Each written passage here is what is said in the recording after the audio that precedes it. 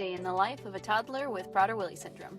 This boy wakes up at 8 a.m. sharp and wants to get to his oatmeal. So I whip up his oatmeal, which is Kodiak protein oats with chia seeds and some sugar-free nut butter.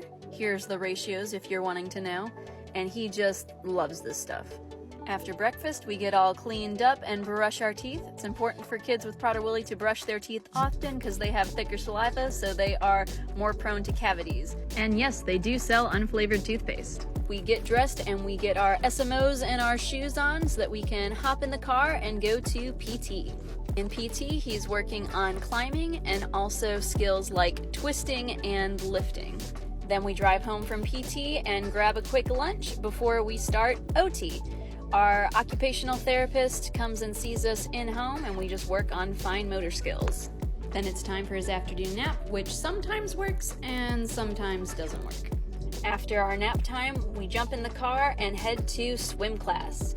Swimming is great exercise for those with hypotonia, so we enrolled him in infant rescue swim, which help kids learn how to self-rescue if they were to fall in a pool accidentally.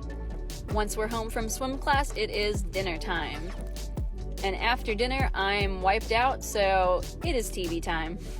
And every night before bed, he gets his daily growth hormone shot. This is a requirement for kids with Prader-Willi because their bodies do not produce enough growth hormone naturally. And to wind down before bed, we try to have him play with his Tony box or with books. And before we fall asleep, we make sure that we have his monitor on so that we can keep track of his heart rate and his oxygen levels as he sleeps. And it is time for bed. So what do you think? Does this look a lot different than your typical day? I get questions like this all the time, so I thought I'd go ahead and make a video to talk all about it. My son has something called Prader-Willi syndrome, which is where the 15th chromosome doesn't copy over correctly at conception. This condition is pretty rare, and it happens in about 1 in every 20,000 births, and it's not hereditary, so it's completely up to chance. Prader-Willi comes with a wide variety of symptoms and severity, so no two individuals are exactly the same. Some of the most common issues include low muscle tone, poor temperature regulation, growth hormone deficiency, and a low metabolism.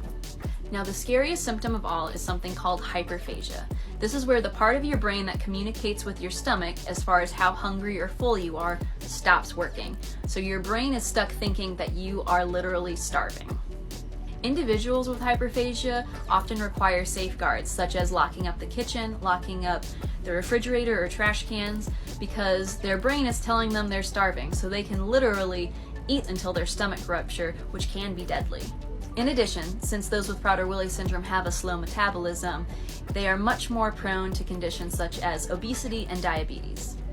This is why if you see videos of parents or caregivers to those with Prader-Willi syndrome online, they are usually talking about the strict diet that they have to maintain. And one of the key features that you'll see in a lot of Prader-Willi diets is the restriction of sugar. Sugar already lights up all those parts of our brain that increase appetite, and it is even more so that in the brains of individuals with Prader-Willi syndrome. So why talk about this online? Well, there's currently no treatment for hyperphagia, but there are some doctors and researchers that are working on a medication. And the thing that helps get medication from the research stage to in the actual hands of patients is research funding. And research funding depends a lot on awareness. So my son's quality of life depends a lot on if people know about Prader-Willi syndrome. And that being said, if you're looking for a charity to donate to, please consider the Foundation for Prader-Willi Research. Let me know in the comments if you have any other questions, and if you want to see more of this cutie, make sure to follow. Can you wave bye-bye? Bye! Bye! Oh my god, that was so much information to take in at first. One genuine reaction to that is genuine round of applause for that mum, because that must be very difficult to go through, making sure her son's okay, making sure he's eating well, the sugar's okay, constantly checking his heartbeat's fine, his oxygen level's decent. Genuinely for a mother, and mothers do so well anyway, every mum in the world deserves a round of applause. That mum in particular needs a good round of applause and a hug. It must be so draining, explaining your son's condition to everyone all the time. And obviously I understand because it's so rare. And when she said it at first, at the beginning, before she explained it all, I had no idea what that was. if someone said it to me, I thought they were just speaking gibberish. Genuinely, I would not know what that is. But now, taking time, and she explained it so well, genuinely felt like I was at school learning a lesson. It was explained so well, so thorough, everything was so detailed and laid out. Now I would like consider doing a charity, like raising money for a charity like that. Like if I was going to donate some money to charity, it would be one of those charities. Because look at her little boy, you know, it's not fair.